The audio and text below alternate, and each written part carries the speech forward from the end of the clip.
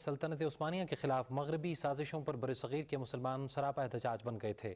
اس صورتحال میں شاعر مشرق علامہ محمد اقبال رحمۃ اللہ علیہ نے ترکوں سے اظہار یکجہتی کے لیے اپنے اشعار اور تحریر سے گراں قدر کام کیا۔ شاعر مشرق کو خراج عقیدت پیش کرنے کے لیے استنبول کے مجیدیہ کوے کلچرل سینٹر میں سیمینار ہوا۔ دیکھتے ہیں یہ خصوصی رپورٹ۔ سیمینار کا اہتمام ترکی اور پاکستان کی خواتین دوستی ایسوسی ایشن نے کیا تھا۔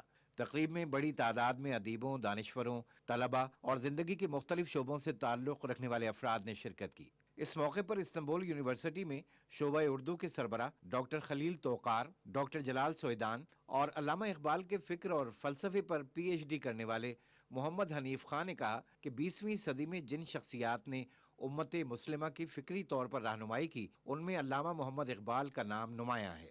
علامہ محمد اقبال سلطنت عثمانیہ کو مسلمانوں کی سیاسی قوت اور وحدت کا مرکز سمجھتے تھے۔ ان کے کلام میں متعدد مقامات پر ترک مسلمانوں سے اظہار یکجہتی کا پیغام ملتا ہے۔ تقریب سے استنبول میں پاکستان کے قونصلر یونس جنید، پاکستانی سفارت خانے کے پریس اتاشی عبدالاکبر اور دوسرے مقررین نے بھی خطاب کرتے ہوئے علامہ اقبال کو خراج عقیدت پیش کیا۔ سیمینار کے موقع پر علامہ اقبال کے کلام اور ان سے متعلق کتابوں کے سٹال بھی لگائے گئے، جن میں لوگوں نے دلچسپی کا اظہار کیا۔ آخر میں پاکستانی قونصلر نے مہمانوں اور طلباء کو یادگاری شیلڈز پیش کیں۔